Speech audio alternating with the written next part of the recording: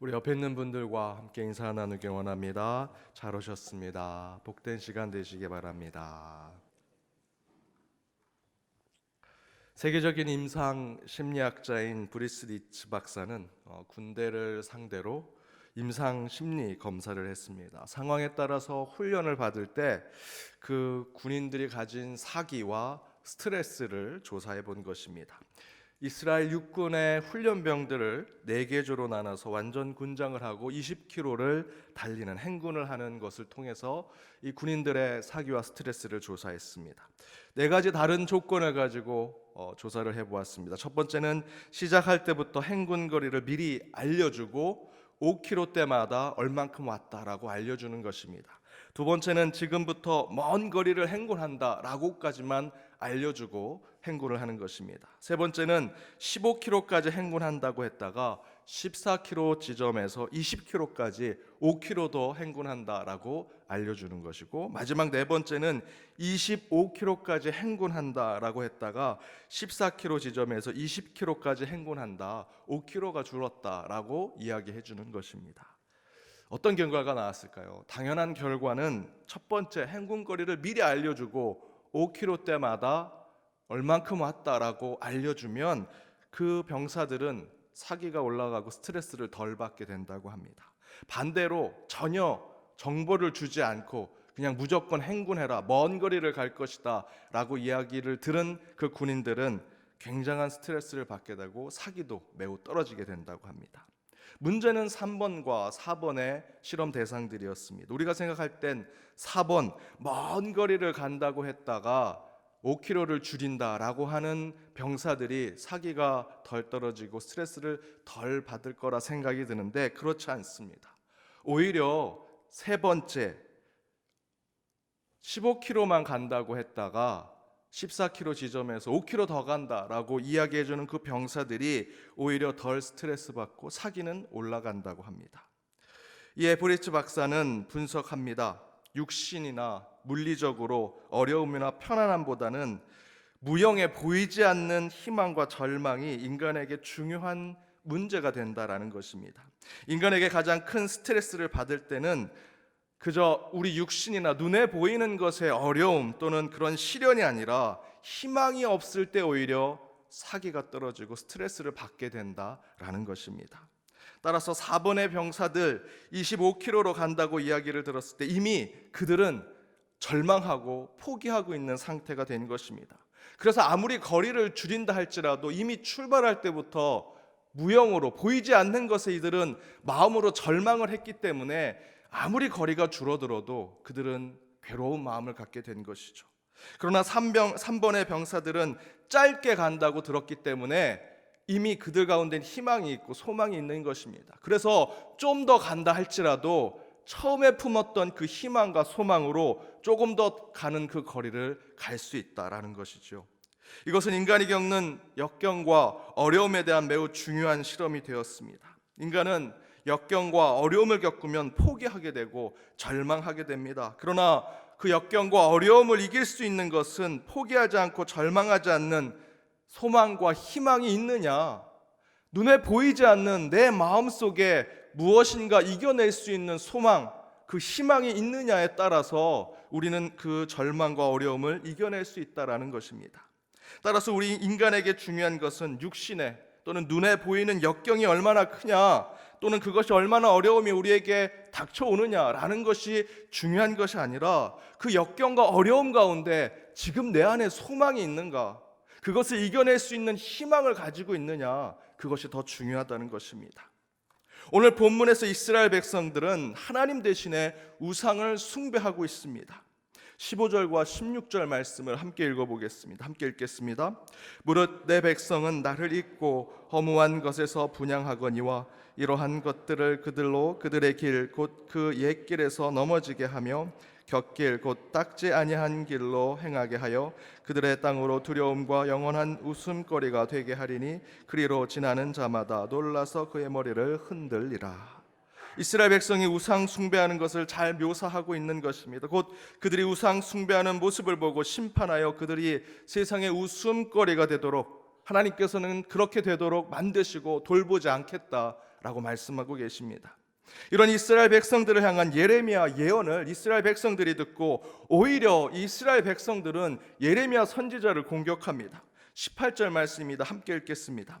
그들이 말하기를 오라 우리가 꾀를 내어 예레미야를 치자 제사장에게서 율법이 지혜로운 자에게서 책량이 말씀이 끊어지지 아니할 것이니 오라 우리가 혀로 그를 치고 그 어떤 말에도 주의하지 말자 하나이다. 우리가 꾀를 내어 예레미야를 치자. 다른 제사장, 다른 지혜자, 다른 선지자에게 들으면 됐지 예레미야 선지자에게 들을 필요 없다. 그들은 우리를 힘들게 만들고 있을 뿐이다. 우리가 그를 치고 괴롭히고 공격하자라고 이스라엘 백성들이 예레미야를 괴롭히고 있습니다. 바로 그에 대해서 예레미야 선지자는 한탄하며 하나님께 간구하는 내용이 19절과 20절 그리고 23절에 나옵니다. 우리 연속해서 함께 말씀을 읽어보겠습니다.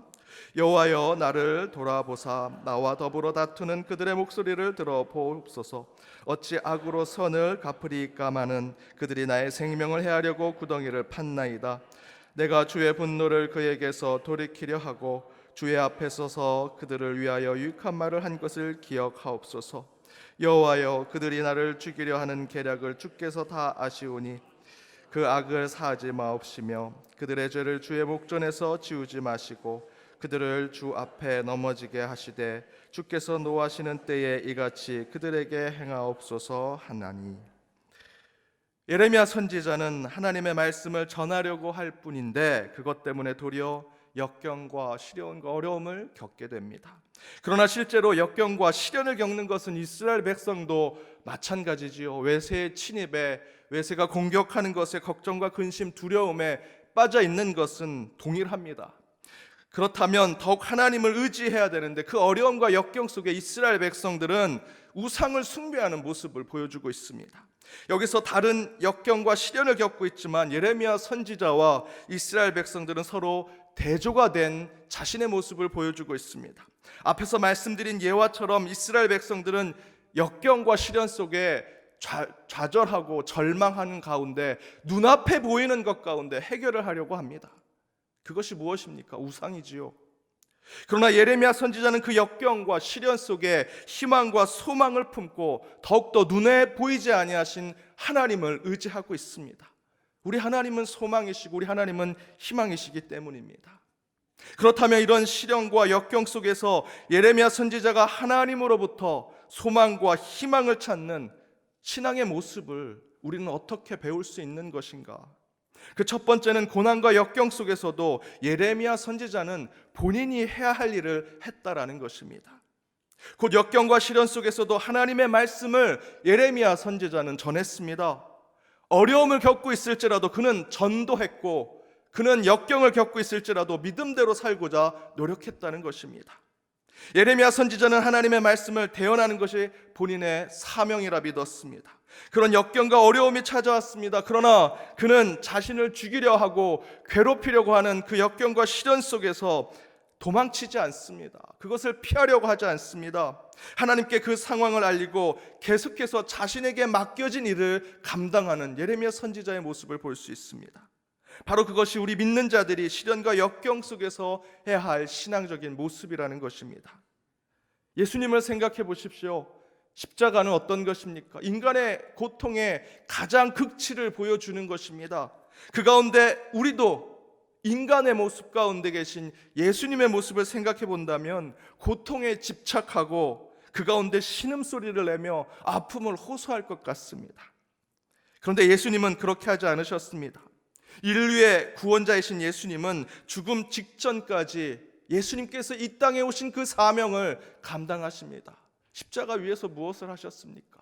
자신을 비난하고 침을 뱉고 욕을 하는 그들 앞에서 그들을 용서하시고 끝까지 그들을 구원하시려고 하는 자신의 사명을 감당하는 모습을 우리에게 보여주십니다.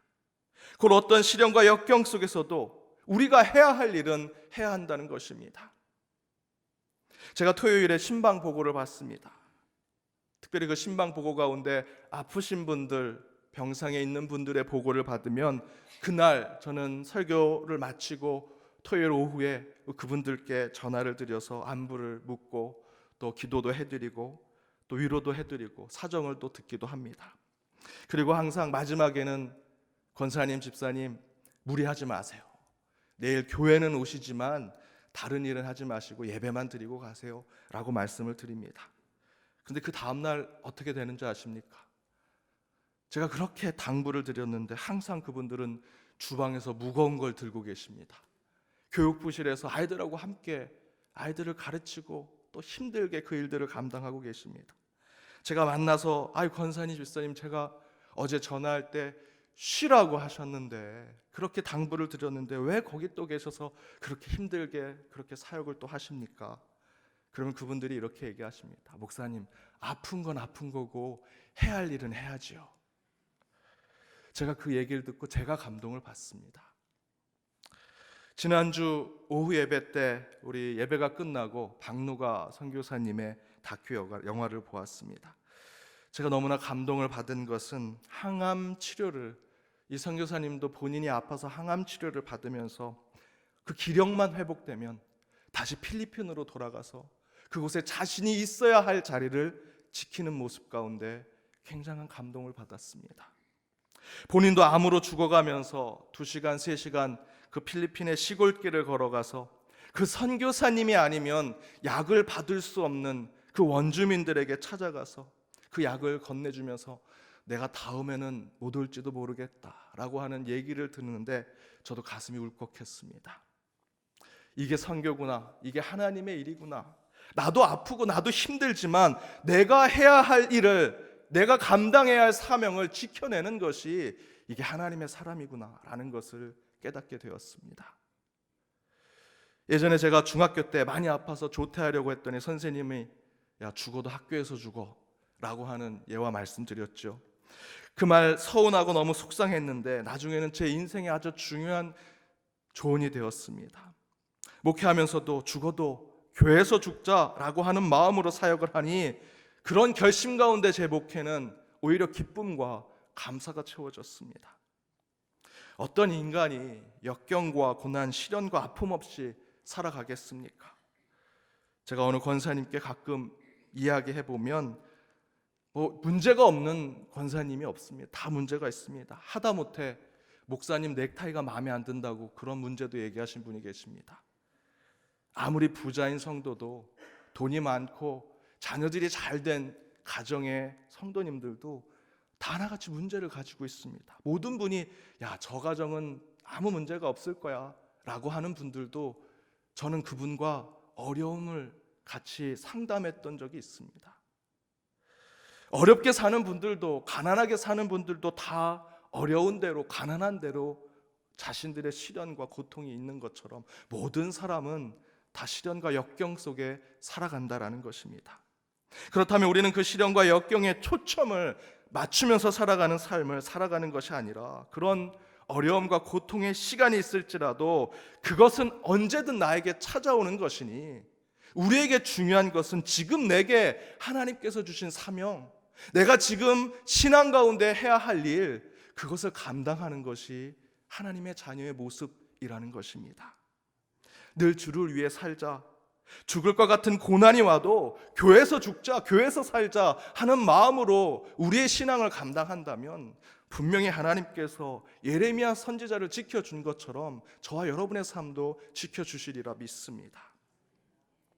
두 번째, 고난과 역경이 오면 예레미야 선지자처럼 우리는 모든 것을 하나님께 이야기해야 한다는 것입니다. 모든 것을 하나님께 기도해야 한다. 아픔과 어려움이 닥쳐오면 원망하고 투정하는 것, 여러분 다른 곳에 하지 마시고 이 성전에 오셔서 기도하는 시간에 하나님께 다 하십시오. 저는 항상 저희 어머님이 전화 통화하는 것이 참 마음에 안 들었습니다. 이모님들하고 전화 통화하면 첫째 이모하고 통화한 내용을 똑같이 전화를 끊자마자 둘째 이모님하고 합니다. 첫째 이모하고 했는데 왜 그걸 또 둘째 이모랑 할까? 저 이모님이 5분 계십니다. 그럼 차례대로 다 하십니다. 하루 종일 통화하는 똑같은 얘기 5번 반복하는데 귀가 안 아플까? 그리고 맨 마지막에 이렇게 얘기합니다. 나중에 만나서 얘기하자. 뭘 나중에 만나서 얘기합니까? 다 얘기했던 건데. 그런데 제가 대학 심리학 수업 때 들었던 얘기는 그 교수님께서 여자들의 수명이 긴 이유는 모든 얘기를 다 하기 때문이라고 이렇게 얘기하십니다. 마음에 담아놓지 않고 미주알 고주알 누구든 만나면 다 얘기하고 웃고 울면서 그렇게 이야기하는 상황 속에 심리적인 안정을 찾게 돼서 수명이 더 길게 되는 것이라고. 그래서 그때를 생각하고 저는 이전 교회 우리 권사님들과 저희들이 새벽 제단에 함께 나오는 말씀의 생명의 삶, 그 말씀의 그 큐티를 가지고 격주로 큐티 모임을 만들었습니다. 그 큐티 모임 이름이 뭔지 아십니까? 수다 큐티입니다. 수다 큐티. 수다 떠는 큐티. 2시간 동안 서로 일주일 동안 큐티한 내용을 이야기하면서 그 큐티한 내용으로 가정의 이야기, 본인의 삶의 이야기, 간증 이야기를 함께 나눕니다. 나중에 제가 연동교회 부름을 받고 이곳에 오게 되었을 때 그 수다 큐티 하시는 권사님들이 얼마나 그 큐티 시간이 소중했는지를 얘기하고 울면서 얘기하시는데 제 마음이 정말 많이 먹먹했습니다. 그렇게 서로 수다를 떨면서 이야기할 때 우리 가운데 힐링이 오는 것을 느꼈습니다. 그렇게 사람에게 이야기할 때 또 말을 하고 대화할 때 우리는 힐링을 느끼는데, 치유를 느끼는데, 여러분 하나님께 기도해서 하나님께 모든 거 내어놓고 나아간다면 얼마나 큰 힐링과 치유와 회복이 있겠습니까? 실제로 오늘 본문의 절반은 예레미야 선지자가 하나님께 이렇다 저렇다, 하나님 이렇습니다 저렇습니다, 미주알 고주알 하나님께 이야기하는 기도의 내용이 나오는 것입니다. 때로는 원망도 하고 간청을 하기도 하고 상황을 설명하기도 하고 등등 하나님께 기도할 때 모든 것을 하나님께 아뢰니 하나님께서 예레미야 선지자를 지켜주시고 보호하시는 것이 나옵니다. 여러분 마음에 답답하시고 큰 문제가 있다면, 여러분 시련과 역경이 여러분 앞에 있다면, 그래서 누구에게도 이야기하지 못하는 상황이 된다면 언제든 여러분 교회 오셔서 기도하십시오. 여러분 연동교회 하나님이 여러분에게 주신 곳입니다. 여러분 언제든 기도할 수 있는 곳입니다. 이곳에 와서 미주알 고주알 하나님께 모든 건 내어놓으십시오. 백화점 가라 하면 차가 꽉꽉 막혀도 꼭 가시더라고요. 우리 남자분들 체육관 가라고 하면 시간을 내서라도 가시는데, 여러분 이 주중에 이 본당에 기도하시는 분들이 있는데 대부분 제가 모르는 분들입니다. 그러니까 이 외부에 회사에 계신 분들 종로 5가에 걸어가시다가 우리 교회를 보고 하나님을 생각하며 기도하시는 분, 우리 교인들보다 외부의 분들이 더 우리 성전에 오셔서 기도하는 모습을 봅니다. 여러분 이 성전 하나님이 우리에게 맡기신 곳이라면 저와 여러분이 더 많이 와서 기도해야 하지 않겠습니까? 제가 그런 율법적인 이유로 여러분 기도하자고 말씀드리는 것이 아니라, 여러분 안에 시련과 역경과 어려움이 있다면 다른 곳에서 이야기하지 마시고 성전에 와서 하나님께 이야기하시고 하나님께 기도하십시오. 그때 하나님께서 예레미야 선지자를 지켜 보호해 주셨던 대로 저와 여러분 하나님께 모든 것을 내어놓고 가는 자에게 하나님께서 길을 내어주시고 우리에게 지혜를 주시리라 믿습니다. 사랑하는 여러분, 우리 예레미야 선지자를 닮아가길 원합니다. 하나님께 모든 것 의지하며 나아가고 기도하며 나아갈 때 하나님께서 저와 여러분과 함께 동행하시리라 믿습니다.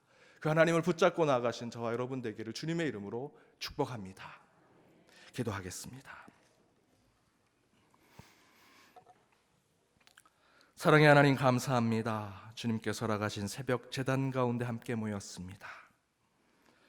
오지 않아도 되는, 또 몸이 피곤하여 더 침상에 있어도 되는 저희들이지만 성령 하나님께서 깨우셔서 일으켜 세워 이곳까지 인도하셨음을 저희들 믿습니다.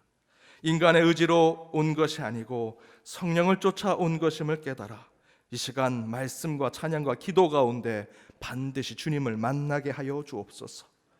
이 신비로운 시간 가운데 저희들 시간을 낭비하지 않게 하여 주옵시며 반드시 기도 가운데 결단하게 하시고 말씀 가운데 지혜를 얻게 하여 주옵소서. 오늘 주신 말씀을 붙들고 나아갑니다.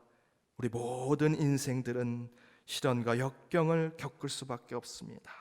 그 가운데 예레미야가 보여준 모습대로 그 역경과 시련 가운데 우리가 해야 할 일들을, 우리에게 주어진 사명을 충실히 감당하는 하나님의 자녀들이 되게 하여 주옵소서. 어려움과 힘듦이 우리 가운데 있습니다. 그러나 어느 누구에게도 얘기하지 못할 때 주님 앞에 모든 것 내어놓고 기도하며 간청하며 나아가는 자들 되게 하여 주옵소서. 기도하는 예레미야 선지자를 주님께서 친히 보호하시고 인도하셨던 것처럼 우리도 기도할 때 주님 함께 하시고 우리의 삶에 동행하여 주옵소서. 이 모든 간구 예수님의 이름으로 기도드립니다. 아멘.